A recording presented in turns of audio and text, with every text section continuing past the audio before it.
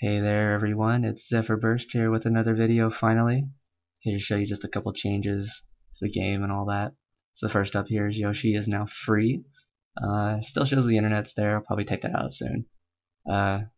Just note that every time you use Yoshi, you are stealing from him since he used to charge 10. So he's now free because by player demand, so that's a little sad. You guys have put him on the street permanently, he has kids to feed. You guys should feel bad. And just another thing I'd like to show you guys, if you middle mouse button with Chow, you can spread these little particles everywhere. And if you use the mouse wheel, you can change the color of it. And that's in the demo. But what's something that's not in the demo, if you go all the way down now, this is something requested by Brian, is you can now draw on the screen if you need to. And it'll stay where it needs to and goes in front of everything. So you can, draw various things. We all know what will be drawn first. So something else that's been requested quite a bit, especially through email lately, is multiple difficulty settings. And I know why. It's very understandable why you guys want that. So what's going to happen is there will be an easy mode put into the game.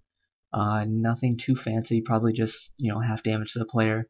And this will be really helpful for bosses and various traps, especially since there's not as many one-hit kill things in this, other than like pitfalls and those horrid spikes that you guys hate. And you can switch in and out of it freely from the game over menu just like before. Probably won't be too many AI changes as far as a harder setting. Probably not, simply due to where the in-game goes, especially the in-game optional content, as everything is very deliberate, a lot more deliberate than the first game. And of course the menu has been changed up a bit. The only 6 program chips and 2 bottles. This progress menu will probably change up quite a bit. It needs a bit of a revamp. It needs some clutter fixed and just some updates, especially to this menu here. And of course, the ability set menu has been changed, probably the most so far.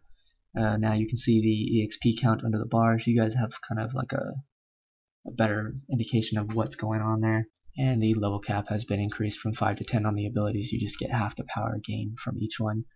Like for example, the bomb give you 10, now they give you 5, but you get them more frequent, so you get less power boosts, but more of them over time. And I like that a little better. This little spot right here is empty, so that way I can show things like ammo count. Not ammo count, but how much that ability is taking as far as energy goes. And of course the AP menu has been changed up quite a bit. You now have percentages displayed and what the actual ability gives you overall instead of bits at a time. And your current bonus is shown. And then you have your AP there, or EXP shown and corresponding to that bar, so you guys have a better representation of that. And that only counts based on enemy kills, not boss kills, or those little AP pickups that have been added, like that guy there. This doesn't count for leveling up.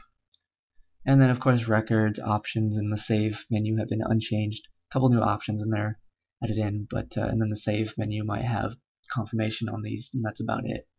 So last week's blog post I asked you guys what sort of changes you'd like to see to the game. That's a very general question to ask, so I'd like to be a little more specific this time. What sort of change would you guys like to see to the menu? Just something that just not conveyed well enough to you, or just some UI or some layout change, something like that. Anyway, that's it for this week, or this time. And as always, thanks you guys for all your feedback. The game would not be as awesome without you guys, so keep it coming.